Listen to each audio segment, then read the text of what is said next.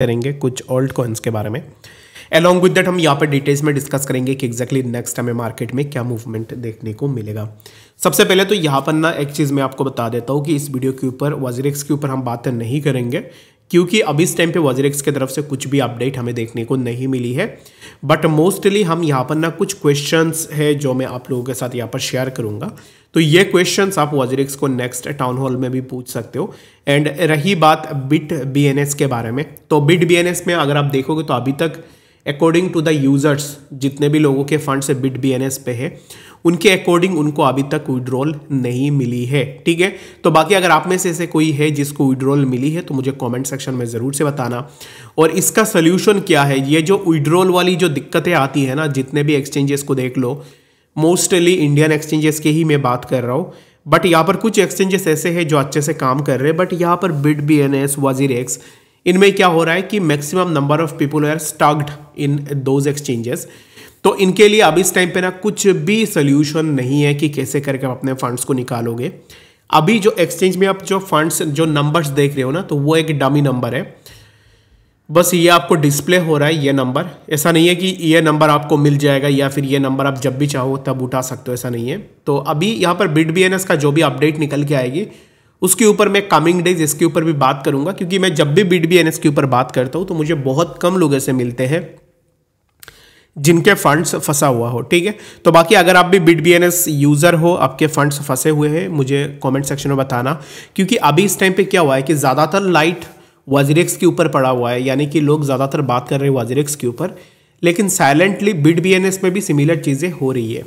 अगर मैं bit BNS की जो कंडीशन है उसके ऊपर अगर मैं बात करूँ तो बिट BNS वजीरेक्स चलो हैक हुई है, लेकिन बिट BNS में ऐसे क्या दिक्कत आ गई जिससे अभी इस टाइम पे आप यूज़र को फंड्स नहीं दे पा रहे हो। ठीक है, तो क्या रीज़न हो गई है, तो इसमें क्या होता है कि ना मैं आपको एक चीज़ एक्सप्लेन करके बता देता हूँ कि कैसे करके ये एक्सचेंजेस का सिस्टम वर्क करती है, जो आपको अभी इस टाइम पे अपना जो भी रिफंड है वो नहीं दे रहे, यानी कि विड्रॉल आपको नहीं प्रोवाइड कर रहे। एक्सचेंजेस में क्या होनी चाहिए, एक्सचेंजेस के पास 1:1 रेशियो में एटलीस्ट फंड्स रहनी चाहिए। ठीक है, 1:1 की रेशियो में फंड्स रहनी चाहिए। मतलब क्या है कि अगर अभी इस टाइम पे टोटल एक्सचेंज में 500 मिलियन के एसेट्स है, लेट्स सपोज कि एक्सचेंज में 500 मिलियन का एसेट्स है। ठीक है, तो ये 500 मिलियन एसेट्स अगर किसी भी तरीके से कोई भी यहाँ पर ना किसी भी कंडीशन में अगर ये 5 मिलियन चला जाता है तो एक्सचेंज के पास और 5 मिलियन एक्स्ट्रा बैकअप में होनी चाहिए, जिसको वो यूज़ करे किसी भी अनफ्रोजन कंडीशंस के ऊपर। मान लो कि जैसे वजीरेक्स हैक हुई है,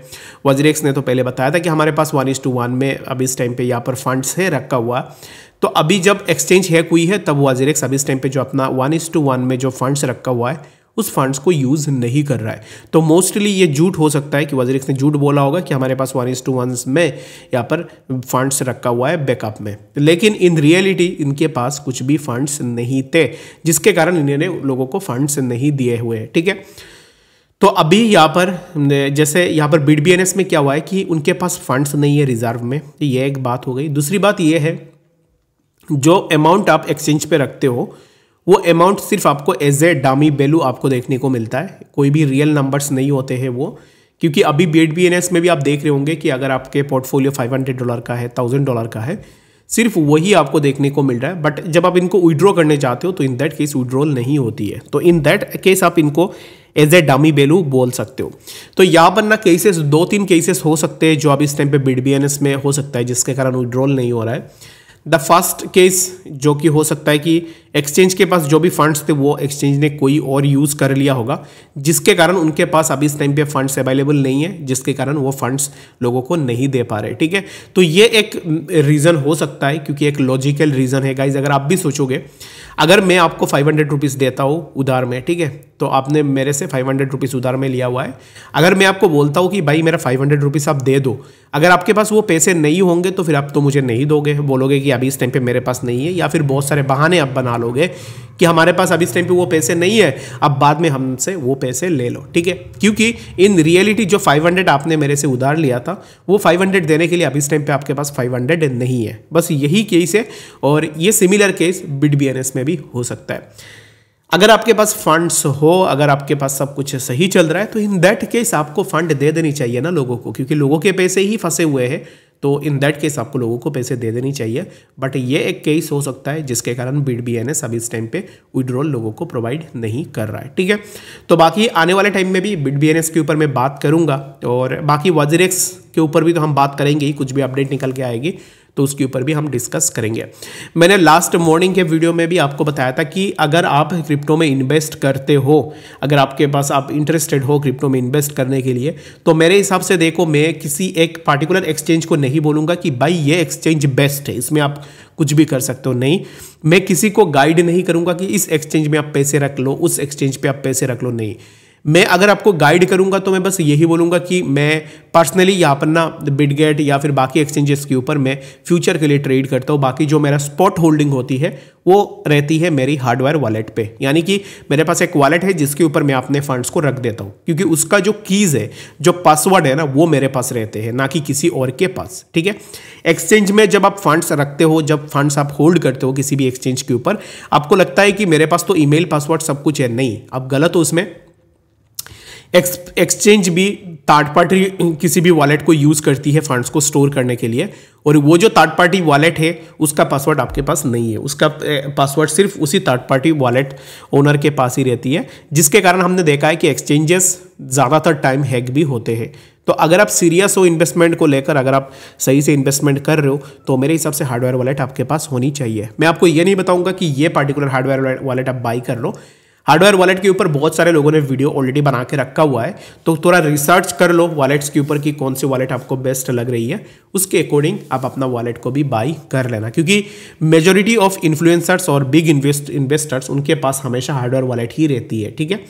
जब भी उनको ट्रेड करना होता है या फिर बाई सेल करनी होती है, वो अपने हार्डवेयर वॉलेट से एक्सचेंज पे ट्रांसफर करके उसको सेल करके निकल लेते हैं, बस एज सिंपल एज दैट।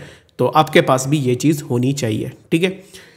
तो चलिए बात करते हैं BTC के बारे में कि एग्जैक्टली BTC में क्या मूवमेंट हो सकता है। तो राइट नाउ मैंने जैसे ऑलरेडी अपना जो प्रेडिक्शन आपको दिया था कि BTC में सिमिलर कुछ इस तरीके का मोमेंटम हमें देखने को मिलेगी। तो अभी इस टाइम पे still I stick to my words, जो कि मैंने आपको बताया था, और मेरे हिसाब से यहाँ से कंटिन्यूड ग्रोथ हमें BTC में देखने को मिल जाए। तो जो ग्रोथ है उसके लिए हम अभी इस टाइम पे ना यही एक्सपेक्टेशन लगाएंगे कि price might hit on 99,200। If we take a breakout of 99,200 then we can expect कि प्राइस हमें 1 लाख के आसपास देखने को मिल जाए।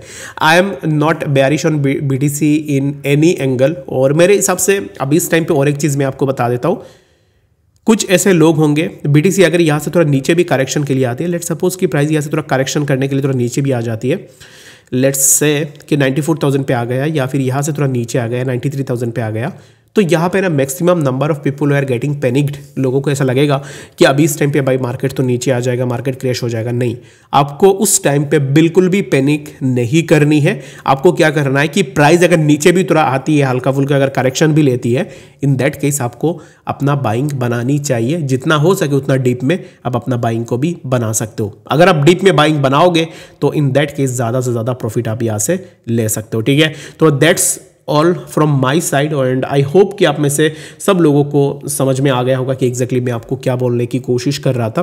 बाकी आप में से किसी का भी कुछ भी डाउट है या फिर आप कुछ किसी भी कॉइन के ऊपर जानकारी चाहते हो, मुझे कमेंट्स में ज़रूर से बताना।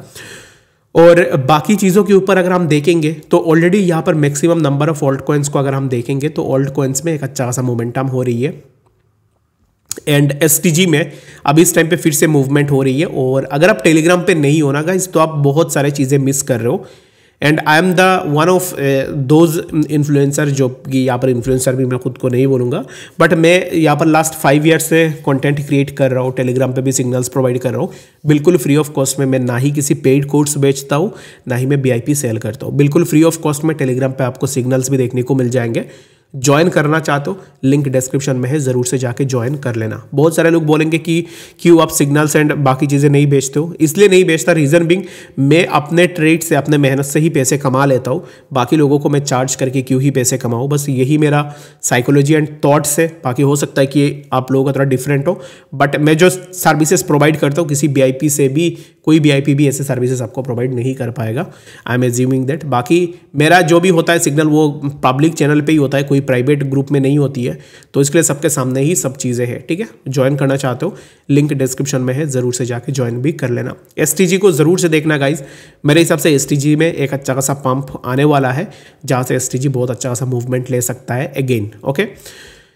STG को हमने शॉर्ट भी किया था नियर अराउंड दिस जोन, यहाँ से अगर आप देखोगे तो 10% के आसपास ड्रॉप हमें STG में देखने को मिली है। और बाकी ऑल्ट्स की अगर मैं बात करूँ तो maximum number of alt coins are showing a minor correction, जो कि BTC नीचे आया, जिसके कारण हमें बाकी ऑल्ट्स में भी ड्रॉप देखने को मिली है। और right now I am kind of bullish on BTC and other alts as well. और मेरे हिसाब से यहाँ पर देखो अभी इस टाइम पे माना के अंदर भी हमारा एक ट्रेड था, ट्रेड थोड़ा नीचे आ रहा है, बट कोई बात नहीं, BTC जब ऊपर जाना स्टार्ट होगी तब हमें बाकी ट्रेड्स में भी एक अच्छा खासा मूवमेंट देखने को मिलेगा, ठीक है। तो बाकी STG का ट्रेड भी मैं अपने टेलीग्राम पे दे सकता हूँ, बाकी अगर आप ज्वाइन करना चाहते हो लिंक डिस्क्रिप्शन में है, ज़रूर से जाके ज्वाइन भी कर सकते हो, ठीक है। तो इस वीडियो के लिए फिलहाल इतना ही, मिलेंगे नेक्स्ट वीडियो अपडेट्स के साथ, तब तक के लिए गुड बाय।